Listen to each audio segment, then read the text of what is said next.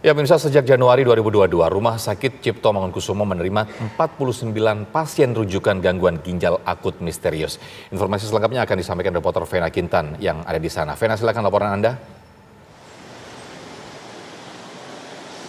Ya, selamat sore Sofyan, Tisa, dan juga pemirsa. Kemarin dari Rumah Sakit Cipto Mangunkusumo menggelar konferensi pers memberikan informasi mengenai penanganan pasien kasus gagal ginjal akut yang ditangani oleh RSCM.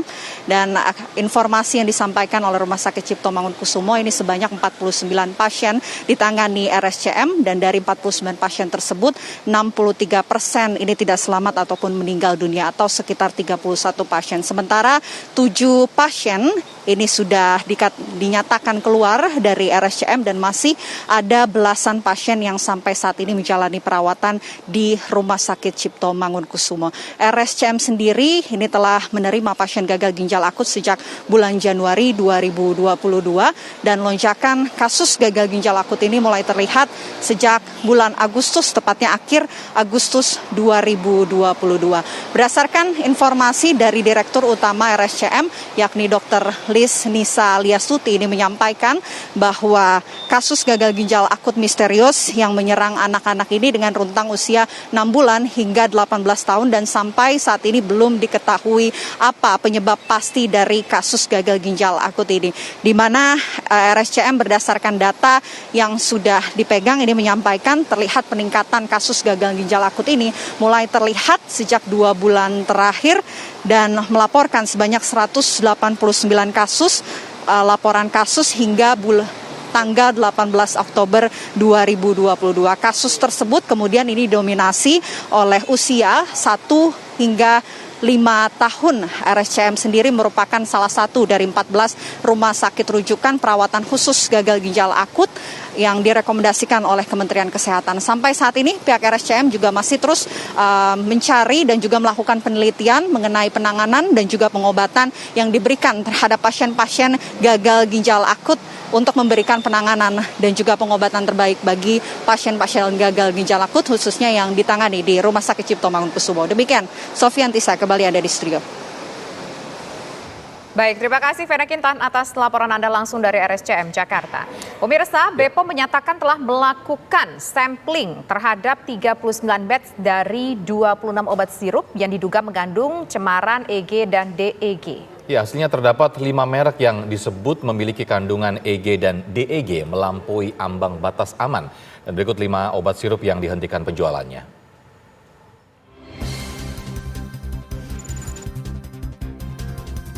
Berikut daftar 5 obat sirup yang diperintahkan untuk ditarik peredarannya oleh BPOM. Thermorex sirup atau obat demam. Ini produksi PT Konimex dengan nomor izin edar DBL 78130035537A1, kemasan dus dan botol plastik. Kemudian Flurin Dim sirup, obat batuk dan flu. Lalu juga Unibaby Coke sirup, obat batuk dan flu. Lalu Unibaby demam sirup, ini juga obat demam. Dan Unibaby demam drops, obat demam ini diproduksi Universal Paramedical Industries dengan nomor izin edar DBL 19263033336A1.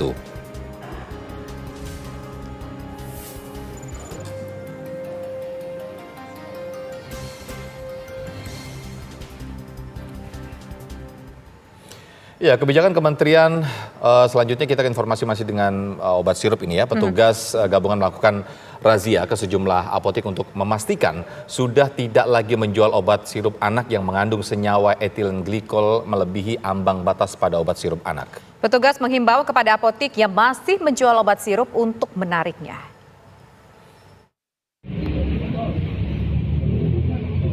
Kepolisian dari Polres Bogor, Jawa Barat melakukan razia ke sejumlah apotek.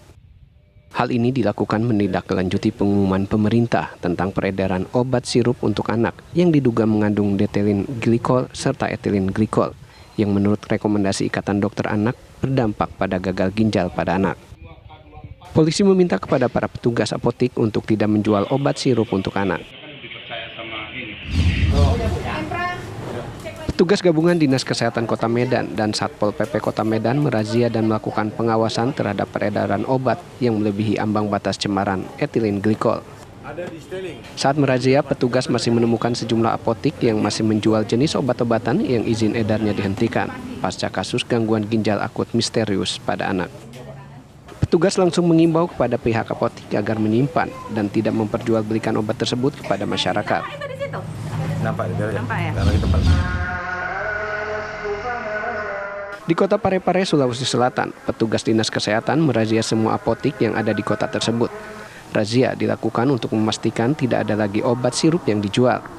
Petugas menemukan beberapa apotik masih menjual obat sirup untuk anak dan meminta agar obat tersebut tidak dijual lagi dengan cara menurunkannya dari rak dan disimpan untuk sementara di gudang.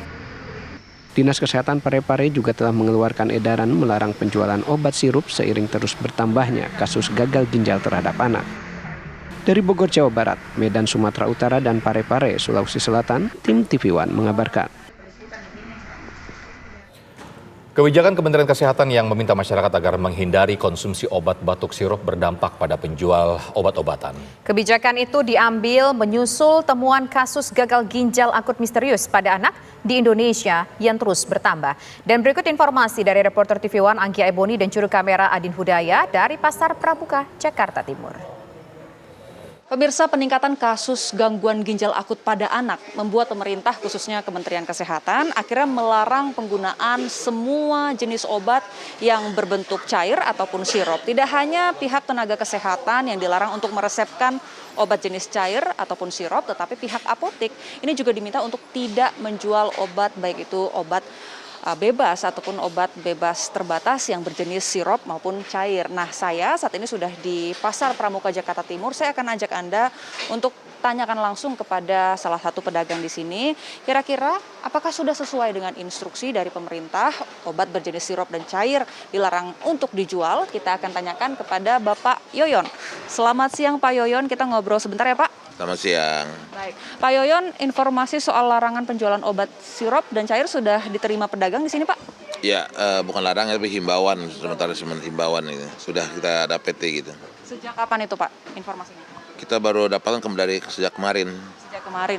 Nah, untuk itu dari kemarin apakah langsung tidak dijual semua obat cair ataupun sirup atau masih ditahan di sini, Pak? Kemarin sih kita masih menjualnya karena kan belum spesifik jenis sirup apa saja yang tidak boleh beredar kan tidak boleh diedarkan atau tidak boleh dijual ke konsumen gitu. Jadi kita masih menjual kok sampai ke kemarin gitu loh. Oke, nah tapi kalau kondisinya Pak kemarin itu masih banyak nggak sih pembeli yang mencari obat jenis sirup atau cair itu? Masih ada tapi tidak terlalu signifikan lah begitu. Jadi jauh menurun, berkurang sekitar sampai dengan 60% lah kemarin tuh penurunannya. Berarti dari Asosiasi Himpunan Pedagang Farmasi Pasar Pramuka, mulai sebentar lagi kita akan memberikan himbauan ke rekan-rekan untuk tidak menjual lagi, baik konsumen itu memaksa ataupun tidak. Jadi kalau memang sudah ada, karena 5 itu sudah terpapar, jelas kami akan untuk sementara ini kami akan simpan dulu sampai dari pihak perusahaan untuk menarik barang-barang itu. Gitu. Nah, tapi hingga saat ini udah ada mungkin komunikasi dengan pihak distributor gitu Pak, nanti apakah ini obatnya akan ditarik dikembalikan atau bagaimana nanti sistemnya? Yang sudah seperti ada beberapa contoh barang-barang yang ditarik itu biasanya pihak perusahaan akan mengeluarkan surat edaran untuk mengumpulkan barang-barang itu, mereka akan tarik dan mereka akan ganti. Biasanya seperti kayak begitu yang sudah terjadi gitu. Ini artinya nggak akan merugikan pedagang gitu Pak? Iya, tidak akan merugikan pedagang. Mudah-mudahan ini pun akan dilakukan oleh pihak perusahaan yang sekarang gitu. Terima kasih Pak Yoyon atas informasi dan waktunya. Nah itu tadi pemirsa salah satu keterangan dari pedagang di Pasar Pramuka di mana selain mewawancarai Pak Yoyon tadi kami juga sempat berkeliling dan bertanya kepada sejumlah pedagang lain. Rata-rata jawabannya sama, kalau memang pemerintah menginstruksikan untuk melarang menjual obat jenis sirup maupun cair maka pihak pedagang ini akan mengikuti. Namun hingga saat ini pengakuan dari para pedagang masih menunggu surat resmi yang nantinya juga akan dibantu diedarkan oleh pihak pengelola pasar. Dari Jakarta, Anggia Eboni, Adin Hudaya, TV One mengabarkan.